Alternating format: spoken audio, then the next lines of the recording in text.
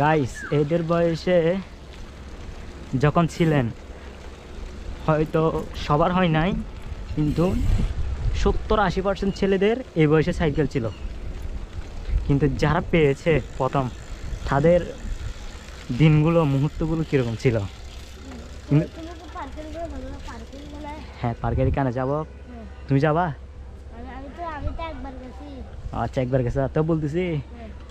তোমাকে এটা যেদিন প্রথম কিনে দিছে, কি বলি শোনো আগে, তোমাকে এটা যেদিন প্রথম কিনে দিছে, তোমার এদিন আনন্দ কেমন হয়েছে?